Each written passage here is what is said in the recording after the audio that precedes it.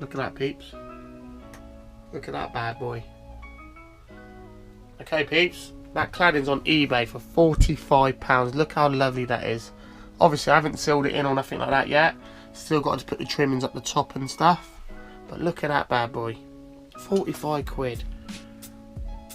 Just waiting for the toilet now so I can cut out this cladding here. I wired up the fridge today on a 42 amp cable. This stuff here. £13. 14 quid, yeah, 30.99 for 42 amps of this cable, and that's wired up to that, into there, on one of those 20 amp fuse switches. I love these. The reason I love these, because you see that little switch off everything. So why I love these, every time it's tripped, or when it tripped, it's only tripped once to be honest, it hasn't tripped none of my fuses, and I've got like a fuse box under there as well. Don't worry about the wires, peeps. Obviously, I'm still, you know, adding cameras and adding more to this, and you know, I might even take it down and rebuild it differently. You know, put better switches and stuff on there. I'm not sure yet, or take these off and put these little ones on. But today's video is about power lag. To be honest, I come up with a solution, and if you understand what I'm on about, I don't want to get too in depth with this conversation. As I said, I'm trying to make this as easy as possible so someone can understand who doesn't really know about 12 volt or whatever. You don't really need to know about the 12 volt. All I'm saying, you must have had a subwoofer in your car, right? And to create more energy or more power or cleaner sound without no power surges, you have a capacitor. This thing looks like a bomb. I think I did say this in one of my previous videos that I was going to get one, and I didn't get one for some reason. But if you watched my last video, obviously I bought an inverter, 2000 watt inverter on each port, so 4000 watt surge or whatever you want to call it. I'm getting power lag because obviously I don't have the right leads connected to the battery. I tried to think of a way so I don't need to have a battery underneath that inverter to power up my oven. So the other way I found was a capacitor. And if you do some research on capacitor, they're more powerful than a battery.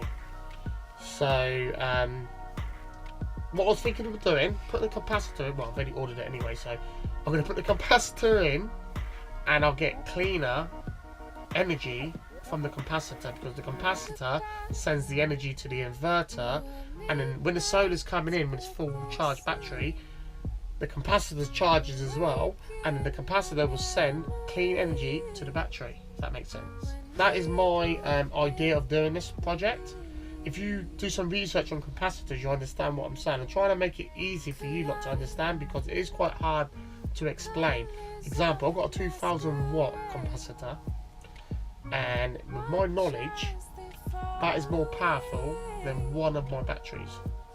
I'm not sure how long it takes to discharge, because I looked on YouTube as well, and some people said they do take quite a while to discharge, so I'm not sure how to discharge them. So buy a brand new one, get it connected, because you've got like a dial on it, charge it all up, and hopefully after that you won't get no power lag.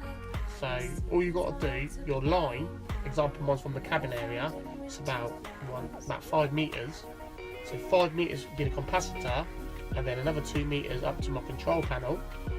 And then from there, the capacitor sending the power up to my 12 volt system before the battery. So then I'm not going to get no power surges. Example, if I switched on this 5 amp fan, things is going to start flicking. Look, can you see that? And it's gone down to 12.4 now. On my inverter it says 12.4 now, but it was just 12.6. Oh no, sorry, 12.7. It's gone back up to 12.7. So that thing there, that flicking, nearly takes 5 hours. It's crazy, that fan is. I don't really use it to be honest, but I'm just giving you an example because I've got a lot of electric in this van. You know, sometimes I power up my drones, my fridge is on, my freezer will be on, and sometimes you get a power lag, or you're sitting there watching TV and you'll see something flick. But if you've got the capacitor, you'd be good to go. I'm not sure how long something will run on a capacitor only, because apparently you can run stuff with a capacitor only. So yeah, you could do a DIY one, but the research I've done, the DIY one little tiny capacitor was about £4 a good one. The audio one, you get like a nice size one, like a tube like this size, about this size, for about 40 quid. So I thought to myself, it's better to buy the capacitor than buying a 10 amp cheap battery. So as soon as it comes, peeps, I'll let you know if I need another one, because I've got 2 cables coming from the cabin area. One for the inverter, obviously, and one for my 12 volt system. So what I'm going to do first, I'm going to do it on my 12 volt system, and then I'm going to try it on my inverter. If my inverter powers up my 1000 watt oven from there with just a capacitor, I'll be happy. I'll be happy to go. So yeah, just give you a little quick video. Obviously I haven't done that much in the van. That's all I've done. You know, I'm waiting for a few more bits for the shower. So I had the fridge running today with some other things, and I started to see a few things started flickering. That is why I decided to put the capacitor in. Obviously it's quite a lot of drain if you think about it. You know, I'm not having my alternator on. All it was solar was coming in. When solar was coming in good, I wasn't getting no flickering, if you know what I mean. But when I had the fridge on freezer mode and had my inverter on, charging up my drills and that, and my lights on, you didn't see a big flicker, to be honest, and the fan. I tried everything, basically. I tried everything on my 12 volt system. I saw a flicker. To be honest, with solar, you shouldn't get a flicker, you know what I mean, really. Not at like 8 amps or whatever was coming at the time. So that's why I decided to go with the capacitor, because I know the capacitor's going to work.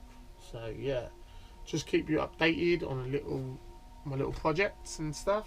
If you don't understand, I'll try to do another video explaining it a bit better. I'll start speaking about the ampage, the wattage and the voltage and stuff like that, because it's going to start getting a bit crazy, if you know what I mean.